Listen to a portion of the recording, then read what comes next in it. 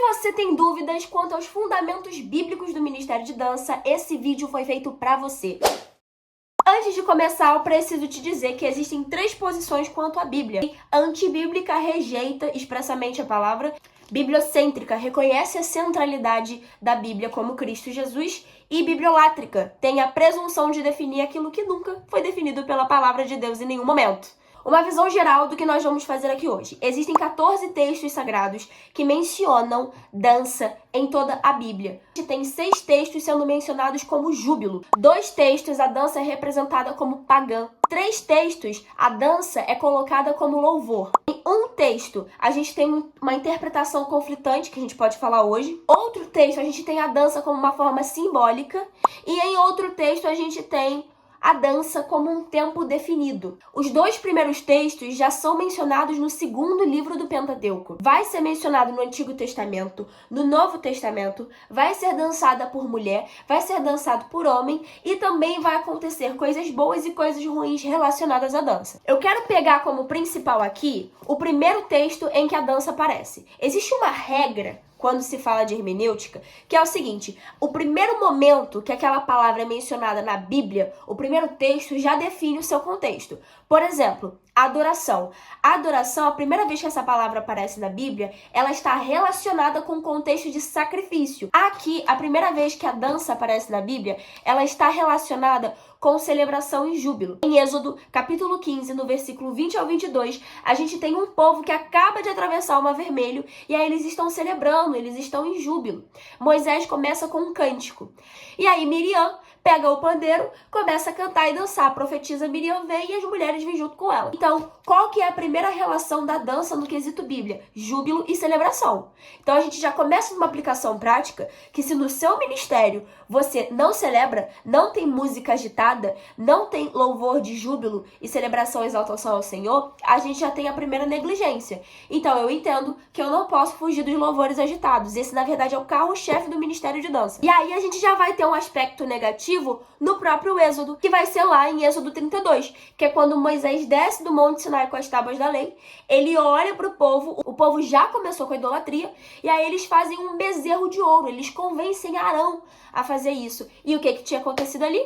Cânticos e danças. Então, Moisés olha para os cânticos e as danças do povo ao bezerro de ouro, pega as tábuas da lei e quebra. Havia celebração, havia júbilo, sim, mas era o Deus errado. Então a gente entende que não é sobre dança, mas para quem você dança. Isso define muita coisa. Então, eu quero que você hoje faça isso junto comigo. Isso aqui vai ser uma videoaula, mas você não vai ficar aí só vendo, você vai fazer junto comigo. Existem 4 perguntas que a gente tem que fazer ao texto quando se fala de exegese, que é o que a gente faz para interpretar o texto. O que o autor quis dizer com o texto? Quem foi que falou, para quem foi falado e por que foi falado. Então, no texto, quando eu investigo esses 4 tópicos, eu já consigo encontrar muitas coisas. E aí vão ter abismos históricos, abismos de linguagem, abismos de forma de pensar no quesito filosofia, muita coisa que me distancia do texto sagrado, porque isso aqui foi escrito há muito tempo. Mas a gente não anula a revelação iluminada pelo Espírito Santo. Outra coisa, a Bíblia, ela se interpreta pela própria Bíblia. Eu não vou pegar textos de fora para poder justificar algum texto que está aqui dentro. Então, de Gênesis a Apocalipse, toda a Bíblia está entrelaçada. É o meu papel encontrar esse entrelace. Aqui a gente está estudando sobre dança, mas na verdade a gente está falando de Cristo sendo revelado na dança. Lá mais na frente a gente tem o Salmo 150, super famoso, que é louvar ao Senhor com danças e tamborins. A gente já tem uma expressão de louvor e uma ordem. O pulo do gato aqui pra você é que toda vez que você lê na Bíblia pandeiro, tamborim, você já pode associar dança. Porque no contexto histórico de Israel, na cultura deles, a dança, ela vinha acompanhada dessa música de celebração. Eles tinham uma pegada muito tum, tum, tum, tum, tum, tum, tum, e a dança acompanhava isso. Eles sempre demonstravam a fé e a alegria deles por meio das movimentações. Então, algumas versões vão falar, tamborim, aí não vai colocar dança. A outra versão vai colocar dança. Pode falar, não, porque no hebraico estava dizendo um instrumento, culturalmente, no quesito Israel, eu posso associar o pandeiro com a dança. Em Eclesiastes 3:4, a gente tem uma separação aqui de tempo. tempo de chorar, tempo de rir, tempo de prantear e tempo de saltar de alegria, tempo de dançar. Algumas versões vão colocar diferente, mas o contexto é sempre o mesmo. E por que que coloca como um tempo definido? Porque aqui nessa minha versão, eu tenho tempo de saltar de alegria. Na versão da Bíblia de Estudo do Expositor, tempo de dançar. A NTLH, nova tradução da linguagem de hoje, eu também vou ter tempo de dançar. Então, eu posso entender a dança como um saltar de alegria, mas eu também posso entender que existe um tempo definido para expressar. Outro texto, pouco falado, mas muito importante, é Cantares 6,13, que é quando existe a menção da dança de Manaim em relação à Sulamita. Por que vocês querem contemplar a Sulamita na dança de Manaim? É muito simbólico esse texto, porque Manaim ele foi denominado lá em Gênesis, no capítulo 32, por Jacó, quando ele avista um outro acampamento, que era o acampamento de Deus, o acampamento dos anjos. Então, Manaim é um lugar de encontro de dois acampamentos, onde há uma interseção, uma congregação de céu e terra.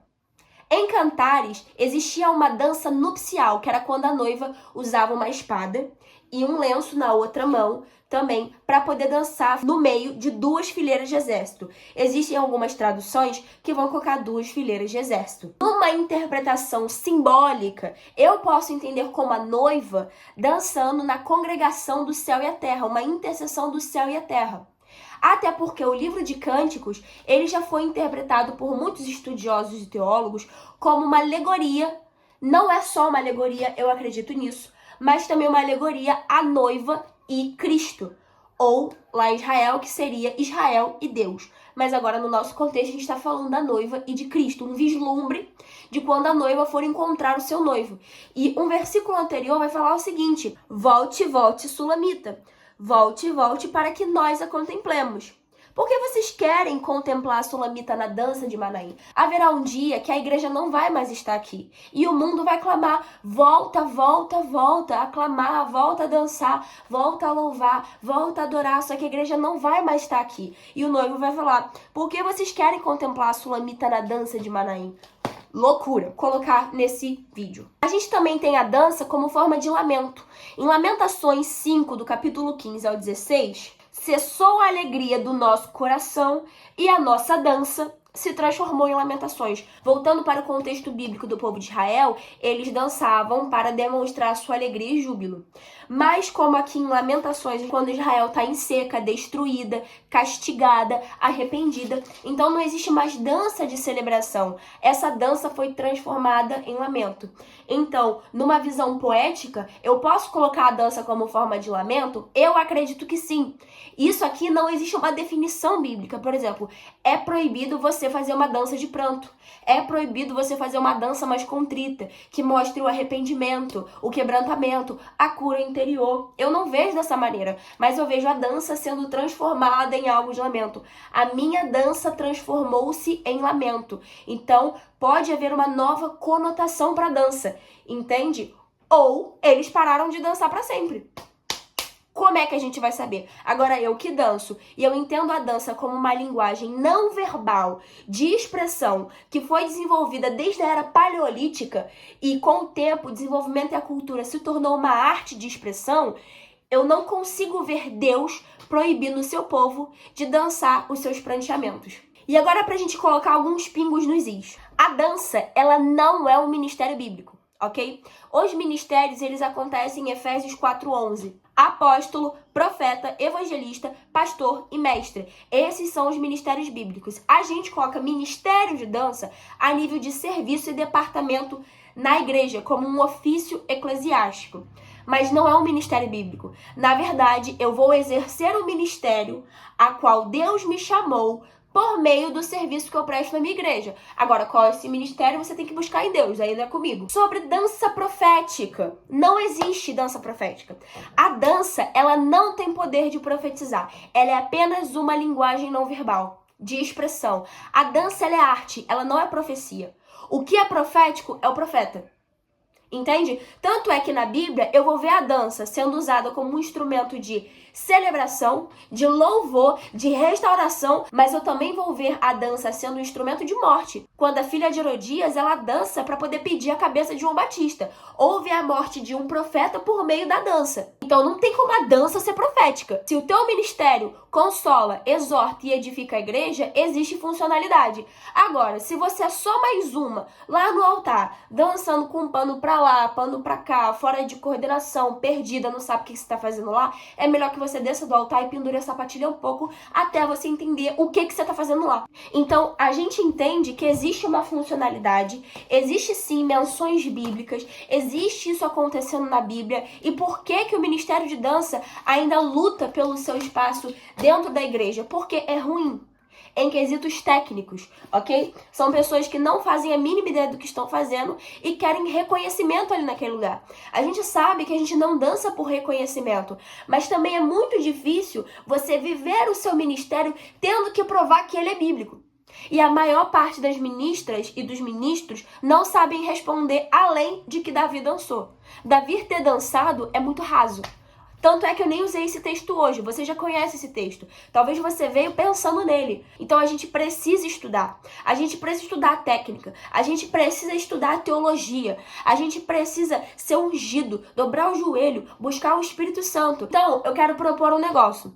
Vamos fazer uma aula coletiva no Zoom de alongamento, ok? Lá na comunidade do WhatsApp. Vamos construir um curso também chamado Manaim. Fica com Deus. E se foi muito rápido, volta, vê o vídeo de novo, anota. Se você tem dúvida, coloca nos comentários. Chegou o seu momento. Chegou o nosso momento de crescer em teologia, crescer em Bíblia. Amém? Fica com Deus.